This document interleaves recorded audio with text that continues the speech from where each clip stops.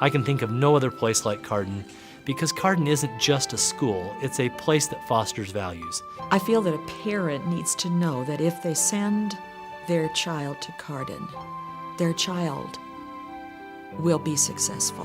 One of the remarkable things about Carden is we really help every child succeed, whether it's the brightest child, and then we have our strugglers who really need to be taught that they're very capable learners. Carden is a training for life.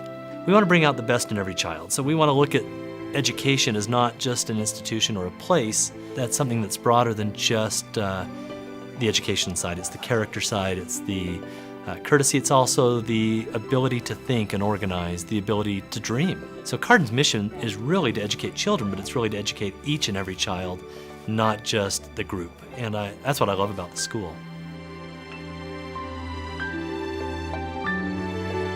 There isn't a day that goes by that a former student doesn't come in the door somewhere to say hi to a teacher or to the Mr. and Mrs. Jeffs. Because Carden's such a tight-knit community, we actually have many of our students come back and talk to us. Have you been reading?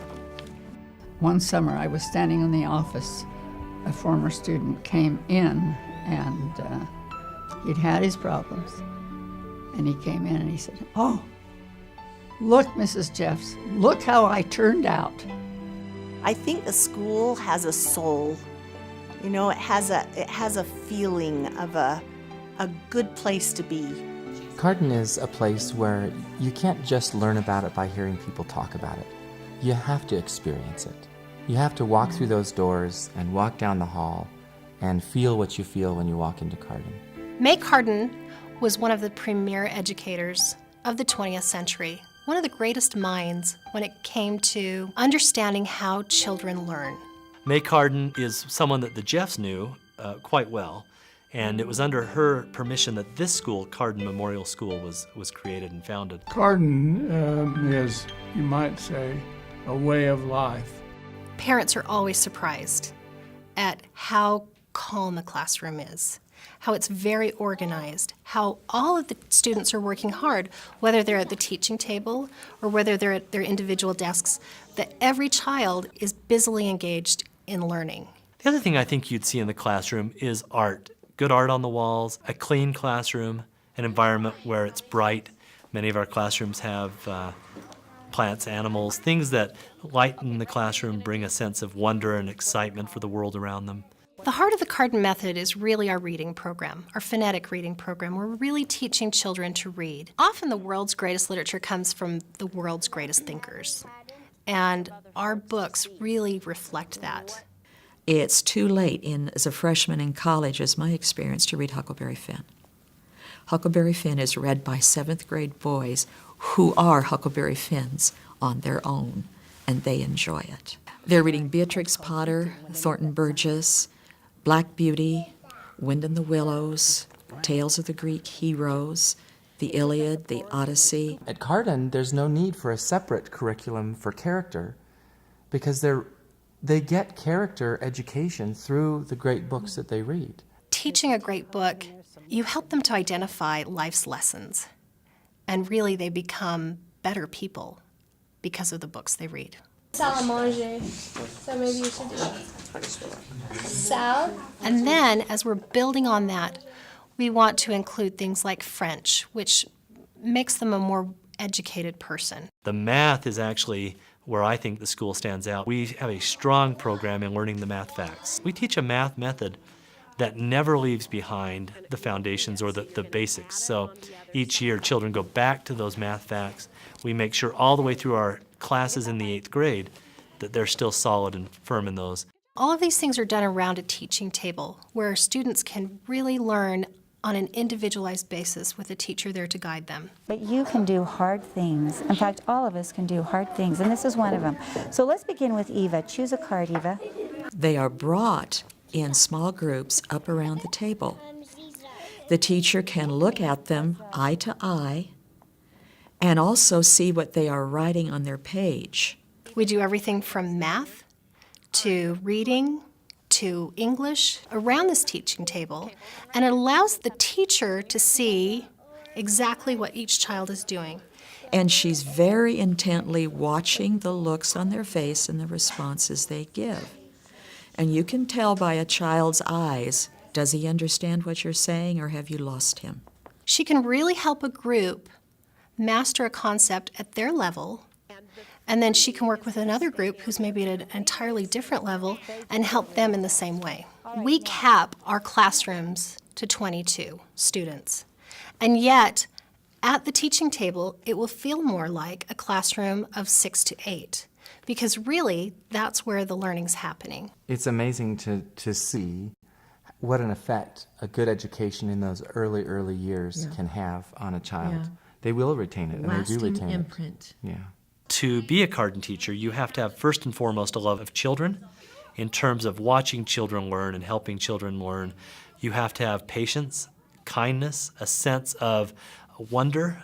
You're willing to throw the lesson plan out the window if you find a student who doesn't understand. But you also have to have that sense of firmness and ability to conduct and control a classroom. A Carden teacher has to really care. A Carden teacher has to really love children. And no one can be successful here without that love of children. No child is either left behind or not able to advance. So if a child is particularly good in math or whatever, they are able to go to a higher group. They can advance as fast as they are able to. And then the child that is struggling, they'll have a special tutor for those that are having struggles to bring them up to the class level. Besides a strong academic curriculum, Carden, when you walk in the door, it feels different.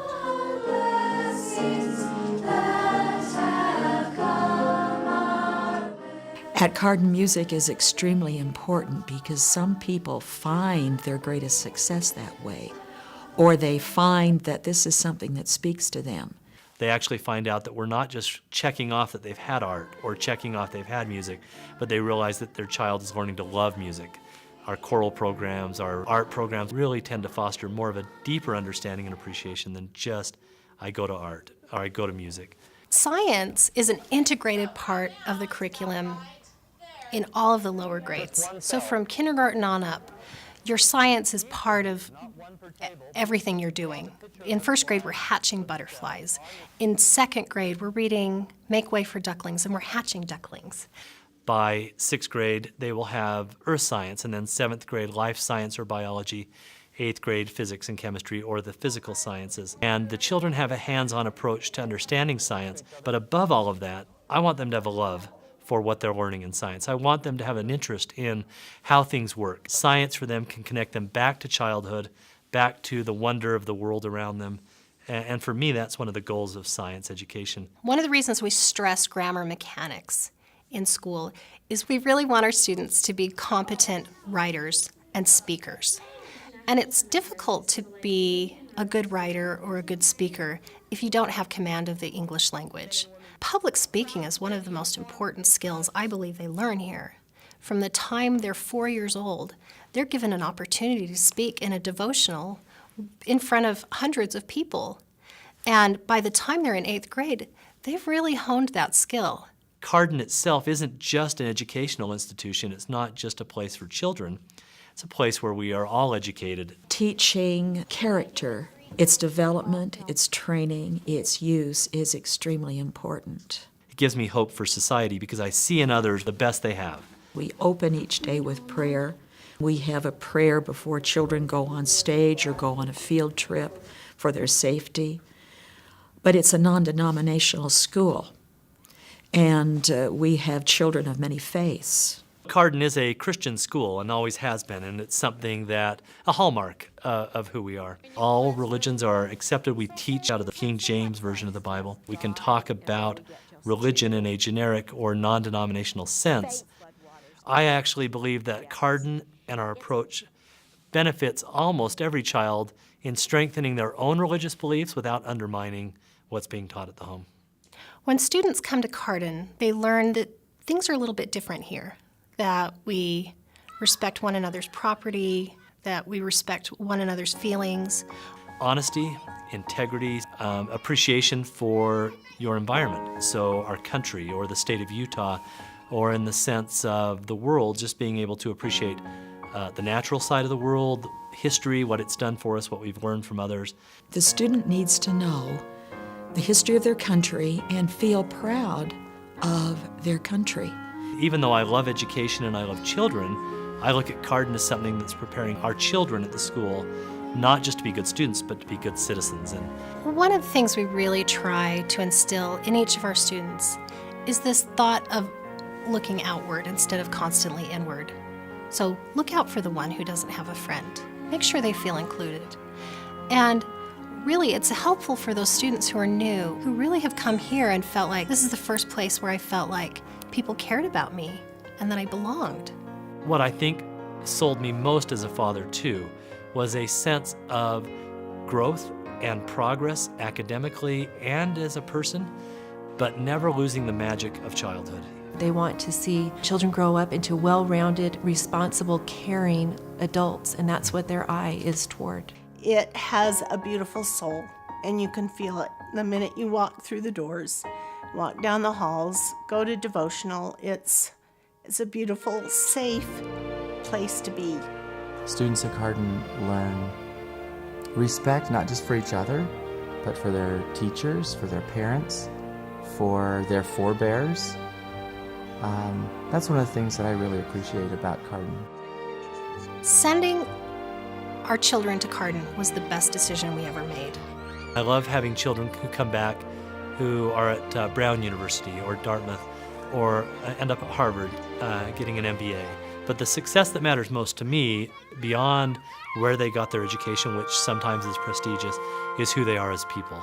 And are they good parents now, good business owners, good members of the community? And that's when I think we've done our job at Carden.